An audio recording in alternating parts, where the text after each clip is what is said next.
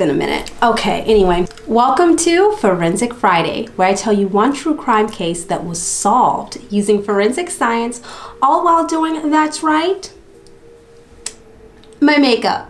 Today's video will be featuring the Troublemaker palette from Colourpop. I've already created one look with this palette before. I'll leave it linked right here on the screen in case you're interested.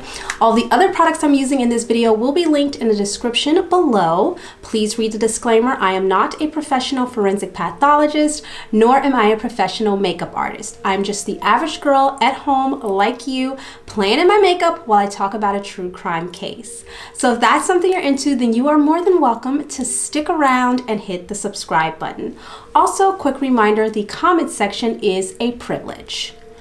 Don't f it up.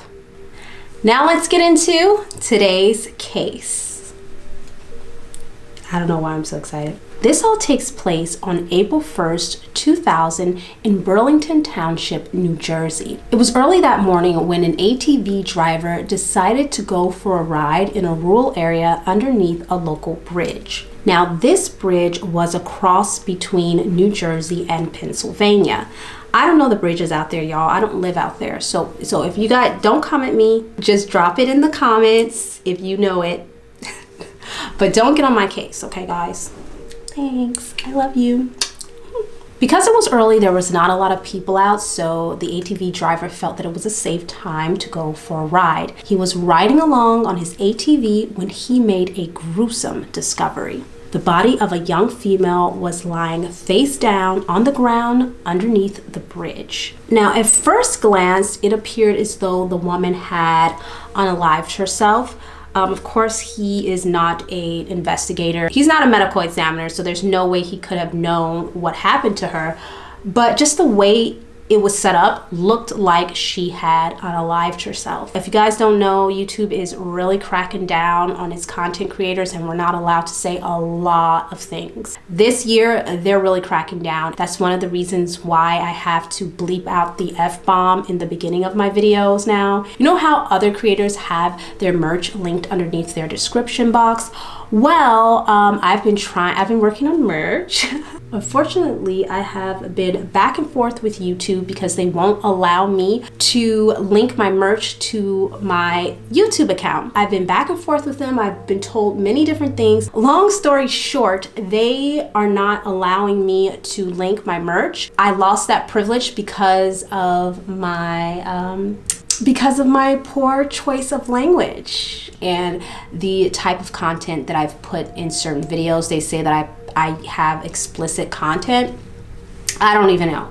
But so just so you guys know, some of my videos may or may not be deleted. Wow, that was a long rant and ramble. Okay, I'm done.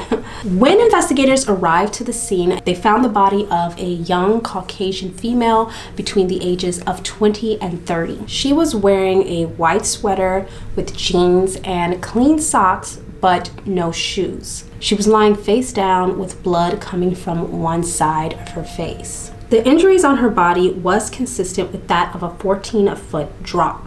Police did not find any form of identification on her. There wasn't any IDs nearby or laying in the grass near the crime scene. They did, however, find a necklace with a butterfly pendant that she was wearing around her neck. Investigators released a description of the Jane Doe to the public, hoping that someone would come forward and recognize the victim. It wasn't long before a co-worker and a boyfriend came forward to say that they knew who the victim was. They identified the victim as 21-year-old college student Rachel Ciani. During a background check, investigators discovered that Rachel was working as an exotic dancer to pay for college. She was working at a local club called Davies International Gentlemen's Club.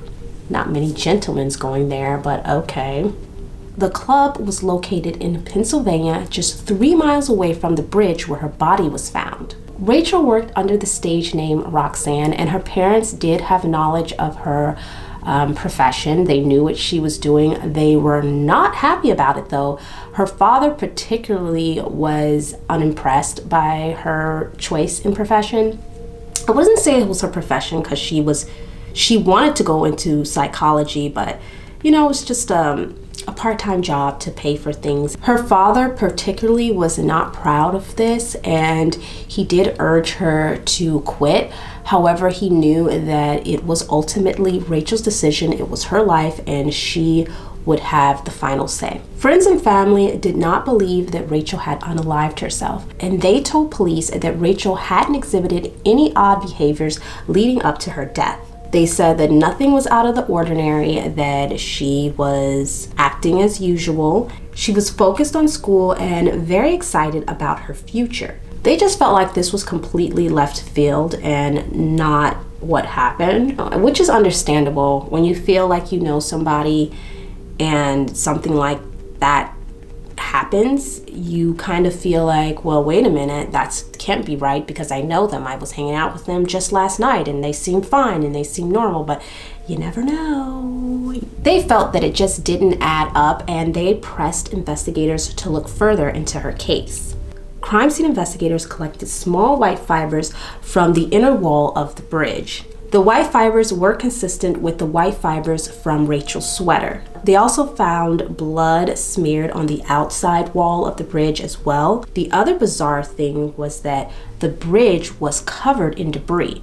However, Rachel's socks were clean. When they tested the blood found on the wall, it came back positive for Rachel's blood. This led investigators to believe that Rachel hadn't jumped from the bridge, but was rather thrown from the bridge, and they started to suspect foul play. An autopsy revealed Rachel's cause of death as blunt force trauma. Her skull had been fractured and she had an enormous amount of internal bleeding. 2 of her fingernails were broken, which was an indication that she may have fought back. Insect activity revealed that she had been dead for at least several days. Investigators went to Davy's Gentlemen's Club to question the employees and any possible witnesses from that night. Oh, I don't know why I just put so much. When they arrived, they found Rachel's old Lincoln parked in the parking lot. When they searched the vehicle, they found Rachel's personal items, including her money and food tossed about in the car. Because her money hadn't been taken, investigators concluded that this was most likely not a robbery. When they interviewed the other dancers in the club, they told police that Rachel had a problem with a former co-worker named Jason. He was a cook at the club and he was obsessed with Rachel. He was so obsessed with Rachel that he had been fired from the club a month earlier, and because of his inappropriate behaviors towards her. I mean, it was bad. With further investigation, they learned that Jason had been going around telling everybody that he and Rachel were an item, that they were dating and they were a thing, when in fact they were not.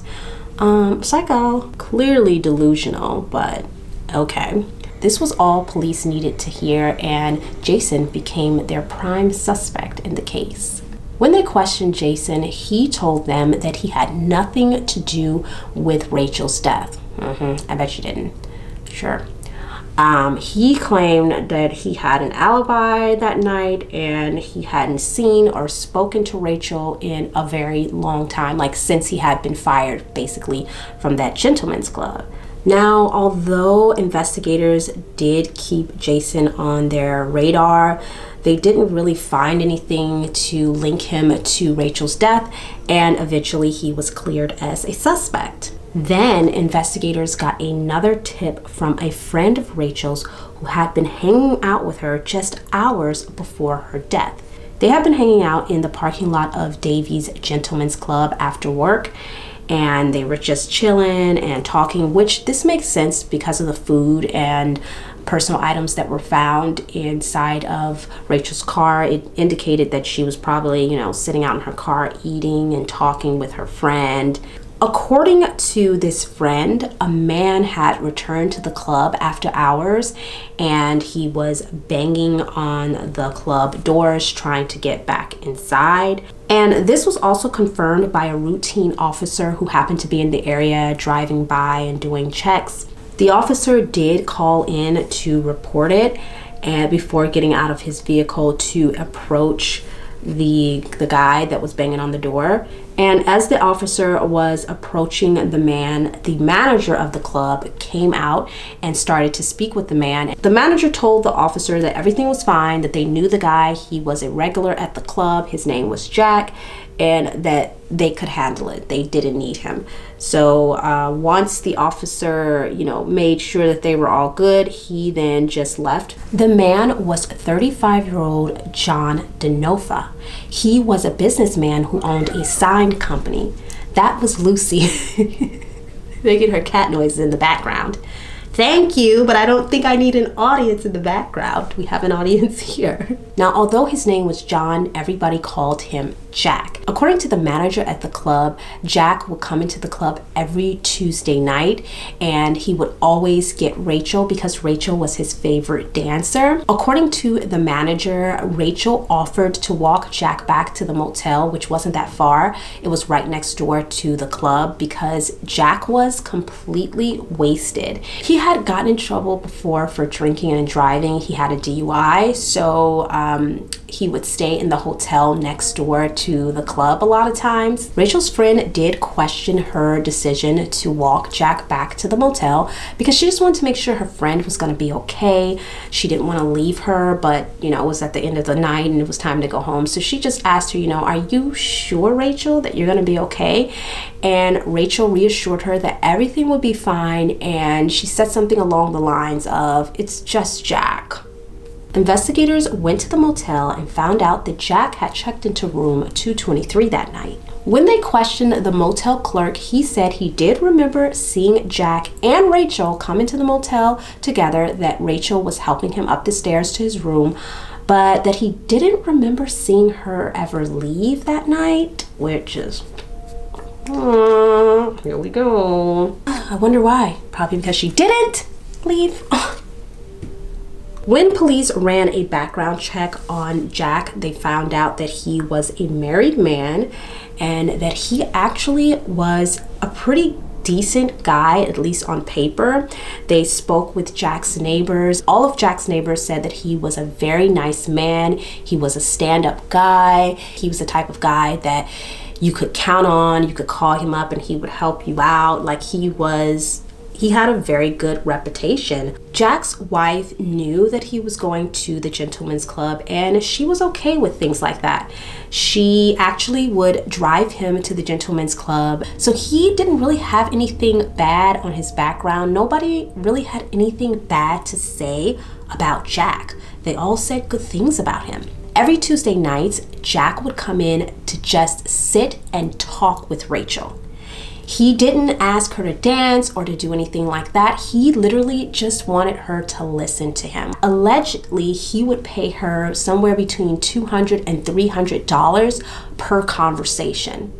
I mean, that's pretty wild. Listen, I'm not in that industry, so I wouldn't know, but I have heard of things like this. With the rise of the sex industry and OF, a lot of women now have gotten into this sort of industry, and a lot of them have been putting out vlogs. I will be lying if I didn't say that I came across a stripper vlog popping in my feed on YouTube now and again.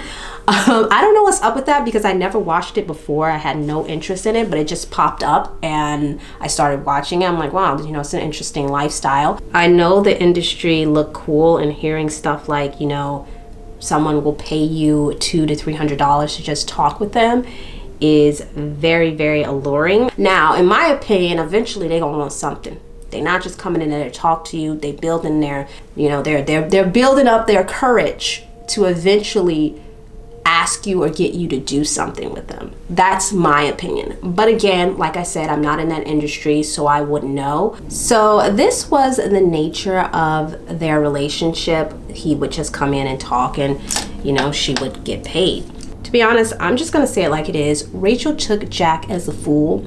She thought he was just a lonely, harmless man who really wanted some sort of attention and affection, and she didn't mind sitting and listening to it for $200 to $300. Now, when investigators questioned Jack, he admitted that Rachel did walk him to his motel, but he said that Rachel never went inside. This would make Jack the last known person to see Rachel alive. When investigators searched room 223, it had been 4 days since Jack had stayed in the room, and it had been cleaned several times. Although they were skeptical of finding anything, crime scene investigators got lucky. They found white fibers on the outside of the windowsill, and inside of the shower stall, they found small traces of blood. The evidence was collected and sent to the forensics lab for testing. Forensic scientists compared the white fibers from the windowsill to the fibers from Rachel's sweater, but the fibers didn't match. Next, they compared the blood samples from room 223 to Rachel's DNA, but the sample was so small that they were unable to detect any DNA, and investigators were back at square one. Now it's time to go into the palette. Ooh. But anyway, back to the story. So if the fibers were not from Rachel's sweater and the blood found in the shower was undetectable, then how are they going to place Rachel with Jack in room 223 that night? They looked over Jack's registration card from the motel again and noticed that he had listed his vehicle, a 1996 red Dodge pickup truck. Now, if Jack was the killer, he would be on the security surveillance footage from the toll booths when he crossed over the bridge from Pennsylvania into New Jersey. Acting on a hunch, investigators reviewed the footage, and just as they suspected, around 3:12 a.m. in the morning on March 29th, a red pickup truck can be seen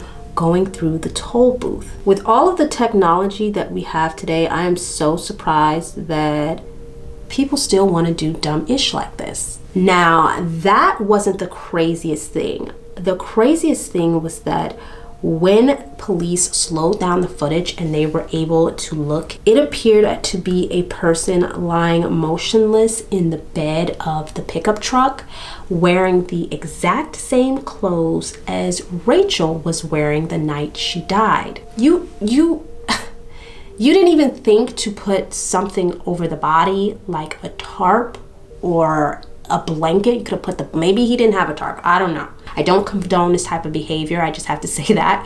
I'm not in support of you committing any crimes, and I'm not trying to help you or be your ally. I'm just saying, you know, the likelihood that you would get away scot-free doing something like this is very slim. Everybody has cameras on their phones.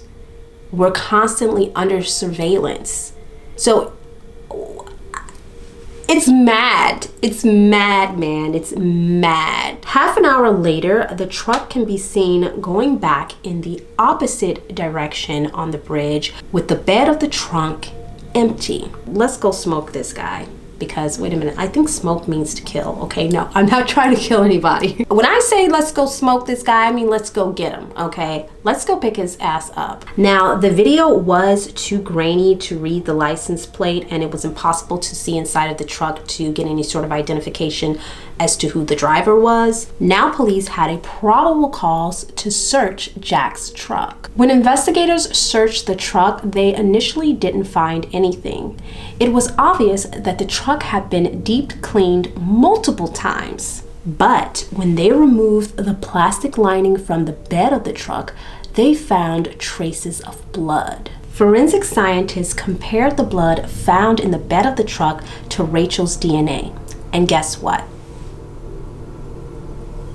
It matched. The body that was being transported in the back of that truck on that night was in fact Rachel Siani's. I don't want to use the traditional pink blush that I use because this is such a vampy, grungy look, and so I was thinking to try to use my bronzer as a blush today, but I don't know if that's gonna work. Looks kind of crazy to me right now. Investigators spoke with the guest staying in the room underneath Jack on the night that Rachel was killed. And get this, you guys, they told police that they heard a loud bang or a loud thud coming from outside in the middle of the night. Considering the way that Rachel died, this man probably threw her out the window. I don't know. I don't think it's terrible. I've seen goth girls use gray and black as their contour to their face and blush, but y'all, I am not as bold as that, okay? Now, he said that he heard this thud around 3 a.m. in the morning, and he did not get up to investigate, which I can't blame him. He just went back to sleep and just assumed it was, I don't know, something else. Like, he probably didn't want to know. Now, mind you, the room 223 and the guest room was on the back side of the hotel, so it was in the back of the hotel. It wasn't like in the front where anybody could see. So I don't know what was going on there. I have no idea. While investigators were at the hotel, they did see some sort of brown substance on the sidewalk outside of the motel, right underneath room 223. When one of the crime scene investigators touched the substance on the ground, it became evident quite quickly that it was blood. Forensic scientists compared the blood found on the pavement to Rachel's DNA. And what do you know? The blood was in fact Rachel's. Rachel most likely had died from a fall outside of the hotel that night rather than the fall from the bridge. This was all investigators needed, and Jack was arrested and charged with Rachel's murder. Prosecutors believe that on the night of the murder, Rachel walked Jack back to his motel room, and he most likely invited her inside. She went inside to settle him in and to make sure that he was okay. While she was inside, at some point, Jack got the wrong impression and the wrong idea, and he made advances towards Rachel, which she denied, and this upset him and caused him to strangle her. On forensic files, they don't really explain this, so I'm not really sure why they believed it. Yeah, he had her on like the sill of the window, and he was planning on pushing her over into his truck. But somehow during this whole thing or shenanigan, Rachel ended up being flung out the window of room 223 onto the pavement outside, where he then collected her body and drove to the bridge where he disposed of her body. I do wonder why Rachel decided to walk him to his motel room, because even though he was a customer, I know from watching these stripper vlogs that keep popping up into my feed for whatever reason, but I know from watching those girls that most of them have rules, like they don't go with their customers or talk with their customers outside of the club. They don't talk to them, they don't mess with them. When the customer's like, oh, when they off the clock, they're like, nope, they're walking. They're getting security is walking them back to their car. They ain't speaking to nobody, they ain't playing around. So this was strange to me that she decided to walk him to the motel, but she could have just been a really nice, naive girl. I do wonder why she made the choice to do that. Just gotta be careful. Make better decisions, make better choices. Certain industries do make it more likely for you to become a victim. So you do have to be careful and just watch out. It's been a long time since I wore my black lipstick. I am so excited. Oof! I have to say, I love myself in a black lip. Oh my God. Oof.